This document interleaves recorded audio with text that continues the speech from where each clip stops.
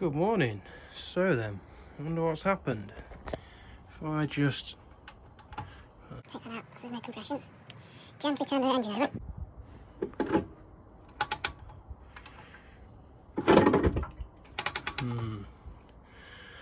I'm really hoping it's going to be clutch related and an easy repair, but it almost sounds like it's bottom end in the cylinder.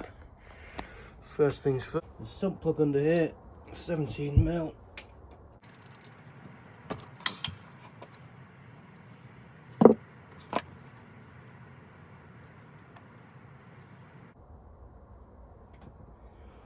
It's very black. It's very black.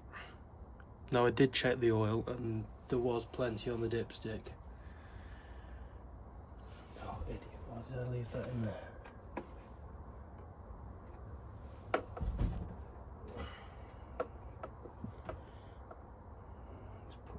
Let's put this in. While that's draining out, let's whip the clutch cable off. I've only got one spanner.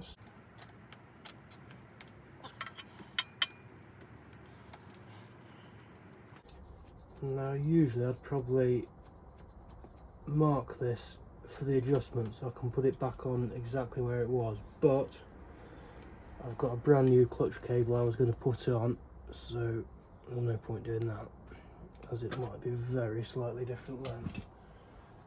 Back it off. There we go, clutch cable off. Next kickstart is a 10mm bolt. Nice and easy off. Pull that foot peg rubber off. Now the foot peg this side is slightly bent up, so I think someone's dropped it at some point. The unfortunate thing is, with it being bent up, it's about touching the casing. So I don't think I'm going to be able to pull the casing off without taking the foot pegs off. Slight good news, the oil is quite dark, but at least there's nothing metallic in it. Oh, is it going to snap? Nah, they're alright. The exhaust is two 10mm nuts on This end, there's a flange. Oh, I'll fit it the best. Hang on. Two of these collet things that push in against the flange, so to speak. Next, to remove the exhaust. There's an exhaust plate here that's part of the swing arm nut.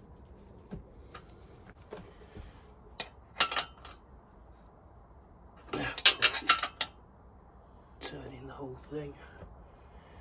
Who'd have guessed? 17. Yeah.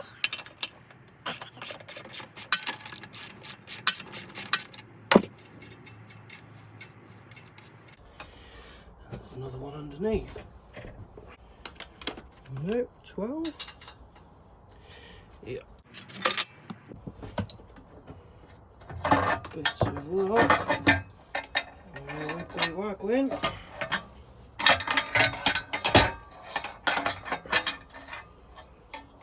I need bolts for the foot pegs. That one's quite loose. I'm so glad I brought it back in the shed. Nice dry floater I'll put around it. That one's loose enough.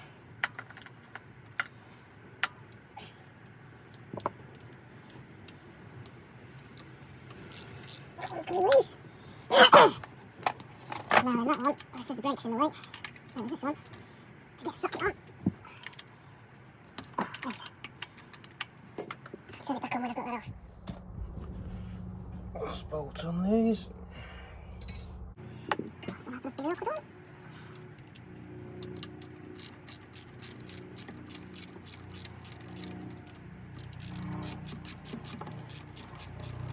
I say that's awkward all it is.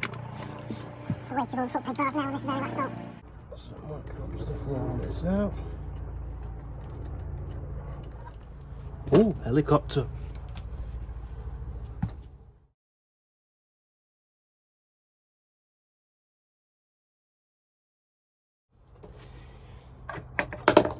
Ta-da! So there's foot peg bar with side stand. The plan is adjust the brake adjuster right off, which is this little nut here. I'm just trying to take some of the tension off. With my foot on the back brake. There we go. Just put that nut back on there so it doesn't get lost. Pull this out. Put that on to tension the spring back up. Stick a few times of thread on that, then the spring can't disappear, not quite get lost, and all that.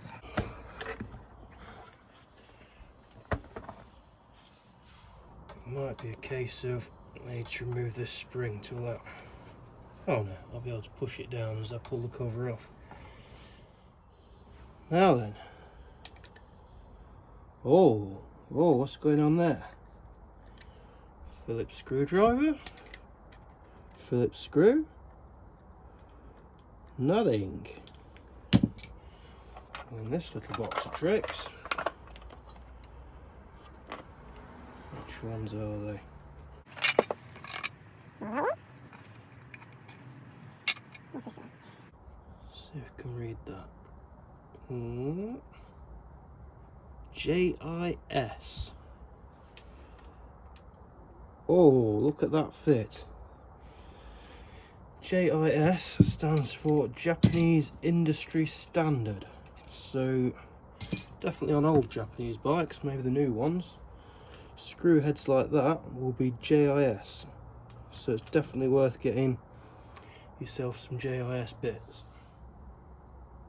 To get a bit more decent leverage on it, I've got this long bit, 8mm socket in this ratchet here, so I can get plenty of pressure on it. Oh.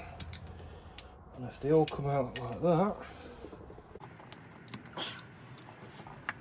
We are laughing. What's that? 4 for 4. 5, 6, 8,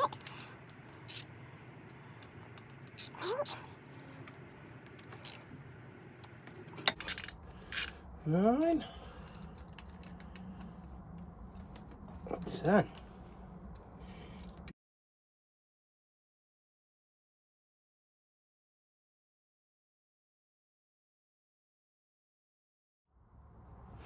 Moment of truth. I've got one more, and then it's going to be pull the cover off. let's just stick an old t-shirt under it. Catch any oil that strips out from the casing. Some bikes, all those fittings will be different lengths. Luckily this one, they're all the same size, so just drop them all in one pot and they'll all go back in. Let's take the oil dipstick out. Idiot, I've missed one. Even loosened it. Where's this one? And it's going to be stuck and shearing off. Nope.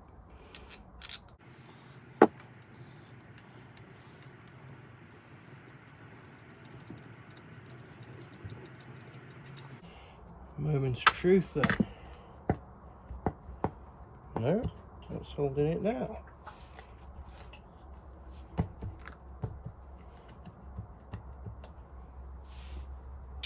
Oh my god, there's another one.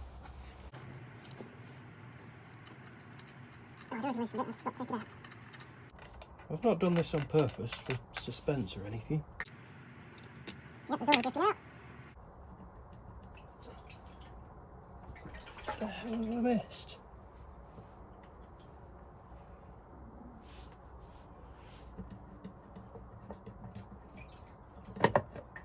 There we go.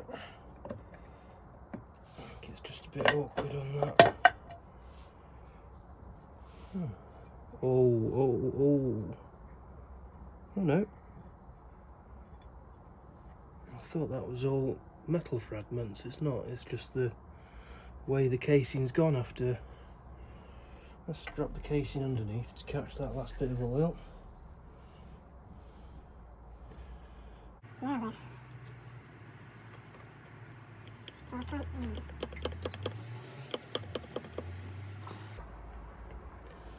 kind of hoping something might present itself, like clutch bolt dropped out or something.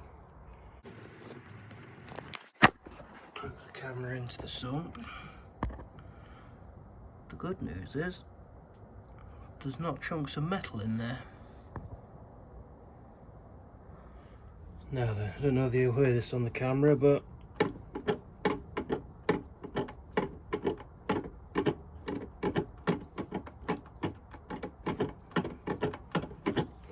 I was really hoping it was going to be clutch spring or clutch packs falling apart.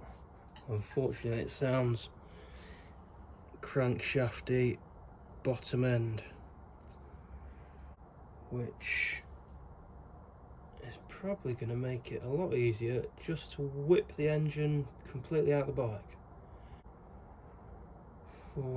5 bolts, throttle cable, spark plug, clutch cable, little bit of wiring, and the engine's out. So it's not a massive issue. What I am going to do though is take off the oil. This is actually an oil filter, so the oil gets squirted through, but this is also, let's see, spinning round fast. So as it's coming through, it's throwing any sediment hopefully to the outside of this filter pack. Yeah, that looks good. And that one's not too great. It looks like someone's been at it with just your average screwdriver. I'm guessing the clutch nut as well, that's going to be all a lot easier to get off while the engine's in the bike, and I can lock it in gear, hold the back brake on, and hopefully hold everything solid to get a good socket on it. And right then, skip that little step. I've basically put that back brake back on, locked it in gear. quite loose. Well, they're actually really loose. That's easy enough. It'd be nice if you can still buy them, so I could replace that chewed up one. Let's just drop in that, Casey. How does that come off again?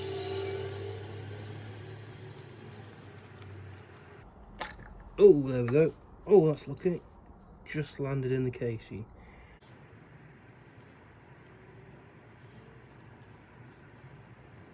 Not too bad.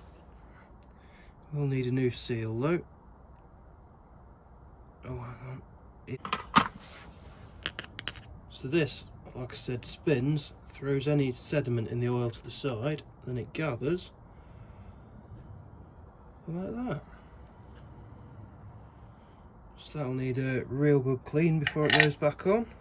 Years ago when I had a CG and I wanted to take this off to give it a good clean, basically got big sockets. Is it 19? Yeah, 19mm socket. You cut grooves out of it and use that, so you make your own tool.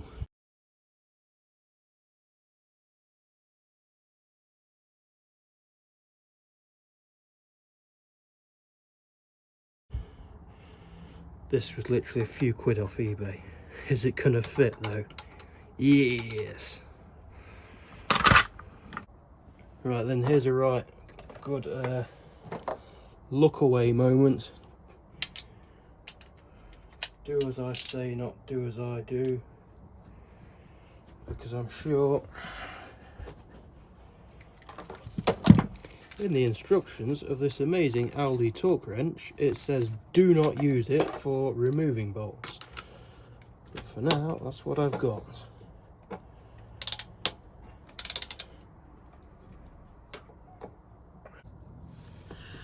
Right, so pop around the other side, taking the casing off. This is the flywheel.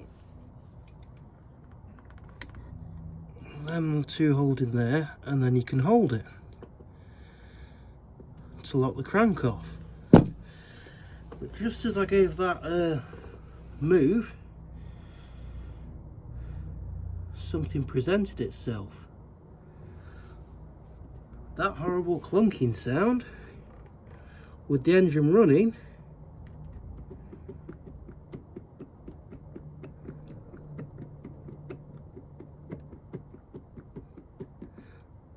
that's what was making all the noise. The flywheel bolt was only on finger tight, or it's rattled itself loose. Out of casing, the only trouble is with it rattling around, has it damaged the stator? Oh jeez.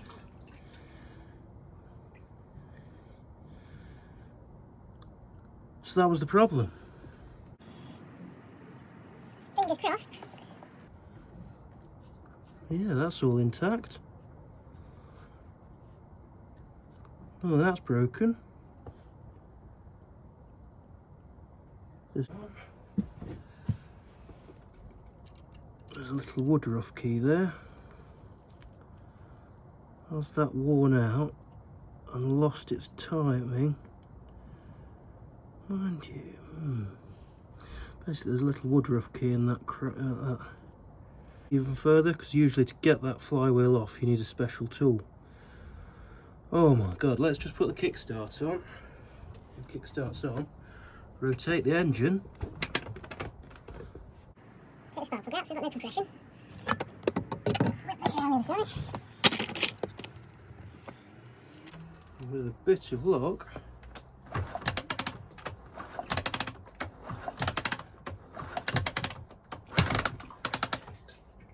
no knocking noise. So it's not a crank bearing, it's not the bottom of the rod. Hopefully no damage at all. While it's apart, obviously I'll clean that up. Luckily the bike actually came with another clutch housing gasket. Put it all back together and we should be all good. Means the engine is not scrap. Maybe I should have just checked that flywheel bolt, because I had the casing off and I knew a previous owner had put new points in the bike, because the old points came in a box of bits.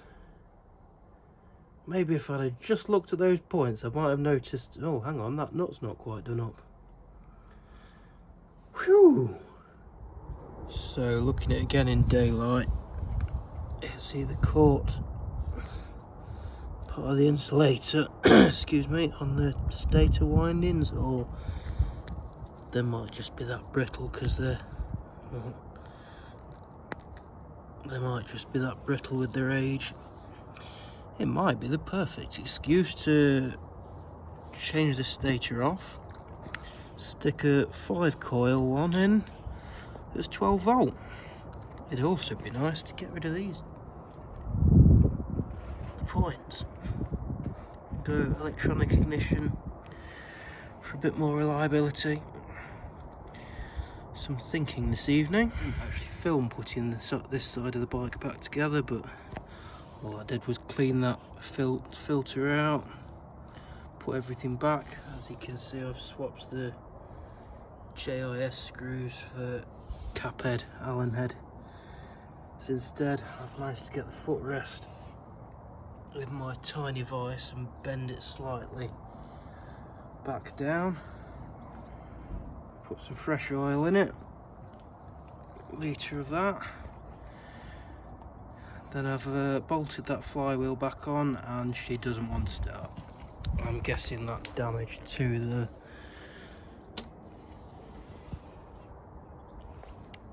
the stator as terminal to that stator, but yeah.